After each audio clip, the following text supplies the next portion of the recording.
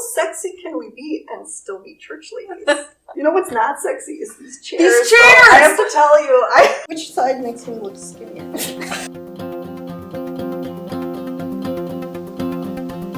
I'm Laura Park. And I'm Jennifer Tong. And this is Church Lady Chat. Good to see you, Jennifer. Oh, it was good to be with you, Laura. So we're coming into this Church Lady Chat after a contentious congregational meeting in which we did not vote to call the candidate for senior minister that the ministerial search team offered to us. There have been so many stories people are telling about what happened and why it happened and how it happened and what it means for us as a congregation in the future. And I've been really grateful to the executive team for convening circles where we can talk about all these different perspectives and hear from each other and learn from each other. Yes, I really appreciate the work of the executive team.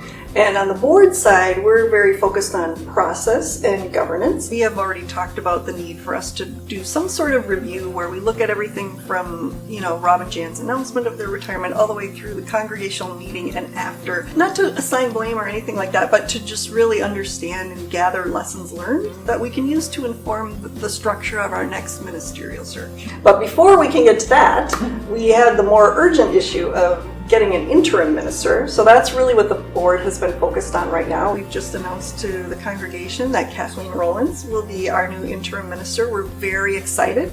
And she's also going to help us hire the associate minister. So those staffing pieces were the priority for the board at this time. And now that that's settled, we are now in board recruitment season! Board recruitment season! Yes! The best time of the year. It's a wonderful time of year.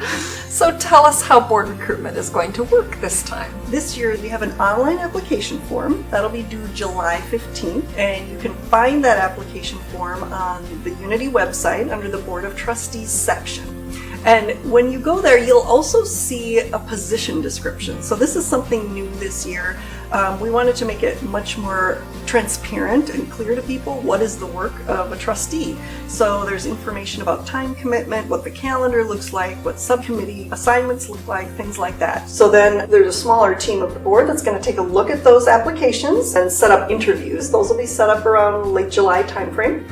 And then we will work with the full board to determine a slate of 3 candidates that we want to bring to the congregation at the November congregational meeting. And that's where the congregation will get to vote on who their next 3 trustees will be. And if candidates were wondering what this particular leadership moment on the board would look like, some of the tasks that are coming up, what would you tell them? Of course, we'll have a new interim minister and be developing a relationship with her. Then next year is when our ends are scheduled to be renewed. So our ends are the guideposts and the aspirations that lead Unity and lead the executive team. And we renew those every 5 years. And this is a really big project for the board. We gather input from the congregation and then we use that input to help shape what the ends are for the next 5 years. And the board has also been doing a lot of work with anti-racism. Yes, the board takes its anti-racism work very seriously. We've been working with this book, Hiring Revolution by Team Dynamics, and that work has helped inform our board recruitment process. But we're also looking at other elements through an anti-racist lens. And one area that I'm particularly interested in is looking at our finances and making sure that how we use our money is aligned with our values. And so we're interested in looking at things like, what does that mean in terms of reparations? So the board has a lot of really big issues in front of it. Absolutely. Lots of exciting work that the board is engaged with. And there's more to come. Join us when we talk about the congregational survey on the next Church Lady Chat.